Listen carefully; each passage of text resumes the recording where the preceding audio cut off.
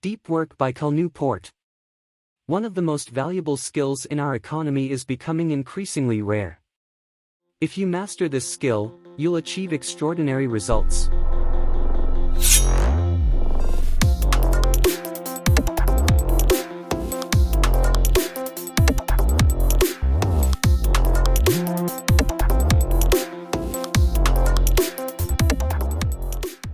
Part 2. The rules. Rule 1. Work deeply. Soon after I met David Dewayne for a drink at a DuPont Circle bar, he brought up the eudaimonia machine. Dewayne is an architecture professor, and therefore likes to explore the intersection between the conceptual and the concrete. The eudaimonia machine is a good example of this intersection. The machine, which takes its name from the ancient Greek concept of eudaimonia, a state in which you're achieving your full human potential, turns out to be a building. The goal of the machine, David explained, is to create a setting where the users can get into a state of deep human flourishing, creating work that's at the absolute extent of their personal abilities. It is, in other words, a space designed for the sole purpose of enabling the deepest possible deep work. I was, as you might expect, intrigued. As Dewayne explained the machine to me, he grabbed a pen to sketch its proposed layout. The structure is a one-story narrow rectangle made up of 5 rooms, placed in a line, one after another. There's no shared hallway, you have to pass through one room to get to the next. As Dewayne explains, the lack of circulation is critical because it doesn't allow you to bypass any of the spaces as you get deeper into the machine. The first room you enter when coming off the street is called the gallery. In Dewayne's plan, this room would contain examples of deep work produced in the building. It's meant to inspire users of the machine, creating a culture of healthy stress and peer pressure. As you leave the gallery, you next enter the salon. In here, Dewayne imagines access to high-quality coffee and perhaps even a full bar. There are also couches and Wi-Fi. The salon is designed to create a mood that hovers between intense curiosity and argumentation. This is a place to debate, brood, and in general work through the ideas that you'll develop deeper in the machine. Beyond the salon you enter the library. This room stores a permanent record of all work produced in the machine, as well as the books and other resources used in this previous work. There will be copiers and scanners for gathering and collecting the information you need for your project. Dewayne describes the library as the hard drive of the machine. The next room is the office space. It contains a standard conference room with a whiteboard and some cubicles with desks. The office, Dewayne explains, is for low-intensity activity. To use our terminology, this is the space to complete the shallow efforts required by your project. Dewayne imagines an administrator with a desk in the office who could help its users improve their work habits to optimize their efficiency. This brings us to the final room of the machine, a collection of what Dewayne calls deep work chambers. He adopted the term deep work from my articles on the topic. Each chamber is conceived to be 6 by 10 feet and protected by thick soundproof walls. Dewayne's plans call for 18 inches of insulation. The purpose of the deep work chamber is to allow for total focus and uninterrupted workflow, Dewayne explains. He imagines a process in which you spend 90 minutes inside, take a 90-minute break, and repeat 2 or 3 times, at which point your brain will have achieved its limit of concentration for the day. For now, the eudaimonia machine exists only as a collection of architectural drawings, but even as a plan, its potential to support impactful work excites Dewayne. This design remains, in my mind, the most interesting piece of architecture I've ever produced, he told me. In an ideal world, one in which the true value of deep work is accepted and celebrated, we'd all have access to something like the eudaimonia machine. Perhaps not David Dewayne's exact design, but, more generally speaking, a work environment and culture designed to help us extract as much value as possible from our brains. Unfortunately, this vision is far from our current reality. We instead find ourselves in distracting open offices where inboxes cannot be neglected and meetings are incessant, A setting where colleagues would rather you respond quickly to their latest email than produce the best possible results. As a reader of this book, in other words, you're a disciple of depth in a shallow world. This rule, the first of 4 such rules in part 2 of this book, is designed to reduce this conflict. You might not have access to your own eudaimonia machine, but the strategies that follow will help you simulate its effects in your otherwise distracted professional life. They'll show you how to transform deep work from an aspiration into a regular and significant part of your daily schedule. Rules number 2 through number 4 will then help you get the most out of this deep work habit by presenting, among other things, strategies for training your concentration ability and fighting back encroaching distractions. Before proceeding to these strategies, however, I want to first address a question that might be nagging you. Why do we need such involved interventions? Put another way, once you accept that deep work is valuable, isn't it enough to just start doing more of it? Do we really need something as complicated as the eudaimonia machine, or its equivalent, for something as simple as remembering to concentrate more often? Unfortunately, when it comes to replacing distraction with focus, matters are not so simple. To understand why this is true, let's take a closer look at one of the main obstacles to going deep, the urge to turn your attention towards something more superficial. Most people recognize that this urge can complicate efforts to concentrate on hard things, but most underestimate its regularity and strength. Consider a 2012 study, led by psychologists Wilhelm Hoffman and Roy Baumeister, that outfitted 205 adults with beepers that activated at randomly selected times. This is the experience sampling method discussed in Part 1. When the beeper sounded, the subject was asked to pause for a moment to reflect on desires that he or she was currently feeling, or had felt in the last 30 minutes, and then answer a set of questions about these desires. After a week, the researchers had gathered more than 7,500 samples. Here's the short version of what they found: people fight desires all day long. As Baumeister summarized in his subsequent book, Willpower, co-authored with the science writer John Tierney, desire turned out to be the norm, not the exception. The 5 most common desires these subjects fought include, not surprisingly, eating, sleeping, and sex. But the top 5 list also included desires for taking a break from hard work, checking email and social networking sites, surfing the web, listening to music, or watching television. The lure of the internet and television proved especially strong. The subjects succeeded in resisting these particularly addictive distractions only around half the time. These results are bad news for this rule's goal of helping you cultivate a deep work habit. They tell us that you can expect to be bombarded with the desire to do anything but work deeply throughout the day, and if you're like the German subjects from the Hoffman and Baumeister study, these competing desires will often win out. You might respond at this point that you will succeed where these subjects failed because you understand the importance of depth, and will therefore be more rigorous in your will to remain concentrated. This is a noble sentiment, but the decades of research that preceded this study underscore its futility. A now voluminous line of inquiry, initiated in a series of pioneering papers also written by Roy Baumeister, has established the following important, and at the time, unexpected, truth about willpower. You have a finite amount of willpower that becomes depleted as you use it.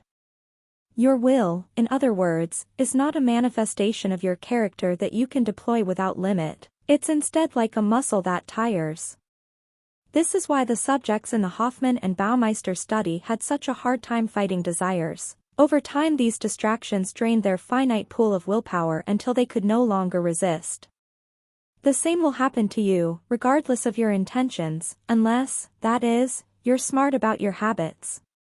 This brings me to the motivating idea behind the strategies that follow. The key to developing a deep work habit is to move beyond good intentions and add routines and rituals to your working life designed to minimize the amount of your limited willpower necessary to transition into and maintain a state of unbroken concentration.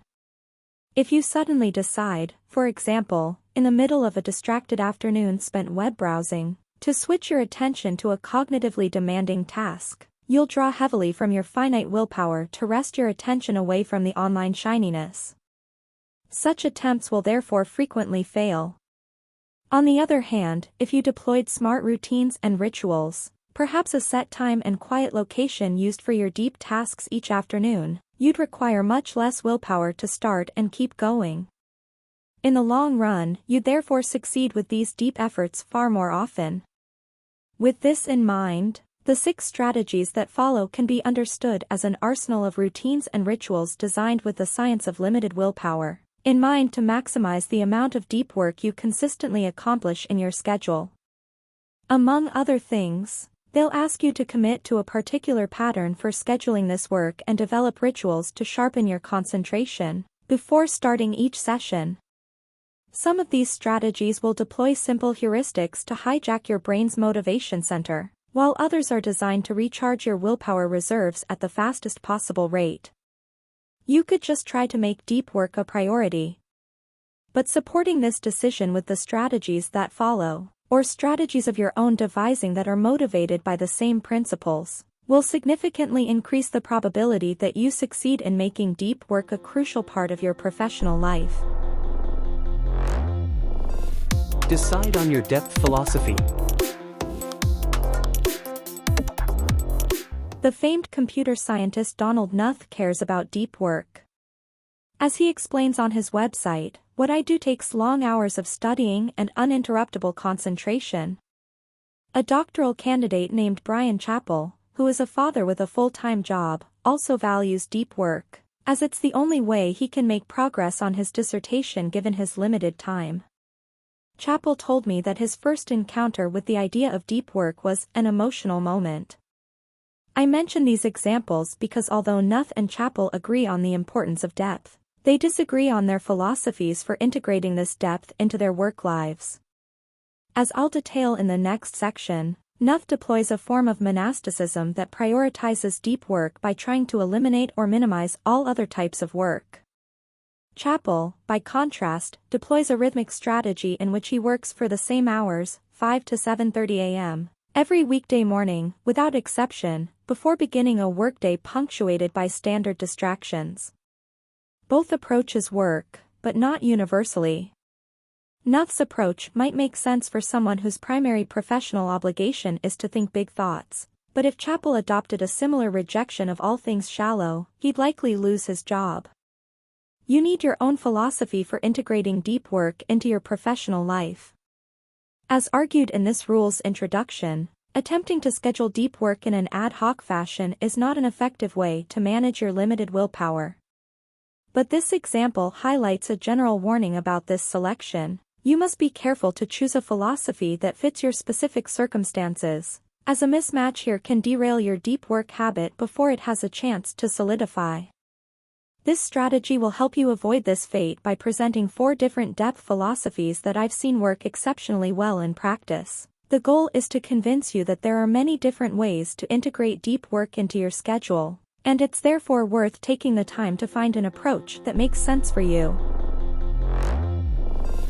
The monastic philosophy of deep work scheduling.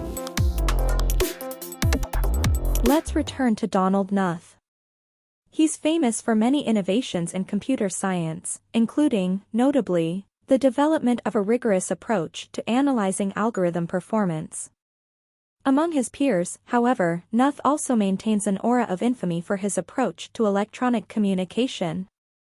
If you visit Knuth's website at Stanford with the intention of finding his email address, you'll instead discover the following note. I have been a happy man ever since January 1, 1990, when I no longer had an email address. I'd used email since about 1975, and it seems to me that 15 years of email is plenty for one lifetime. Email is a wonderful thing for people whose role in life is to be on top of things. But not for me, my role is to be on the bottom of things. What I do takes long hours of studying and uninterruptible concentration.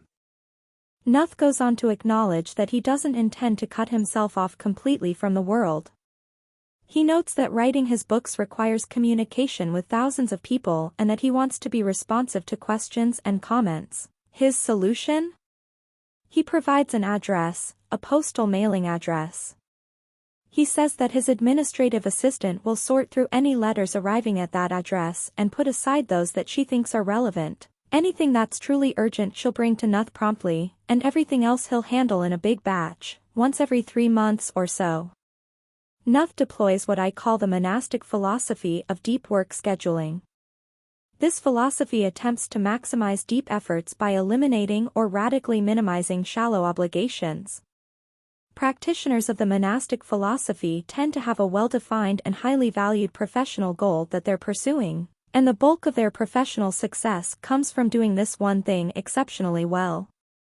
It's this clarity that helps them eliminate the thicket of shallow concerns that tend to trip up those whose value proposition in the working world is more varied. Nuth, for example, explains his professional goal as follows: I try to learn certain areas of computer science exhaustively. Then I try to digest that knowledge into a form that is accessible to people who don't have time for such study. Trying to pitch Nuth on the intangible returns of building an audience on Twitter, or the unexpected opportunities that might come through a more liberal use of email, will fail, as these behaviors don't directly aid his goal to exhaustively understand specific corners of computer science, and then write about them in an accessible manner.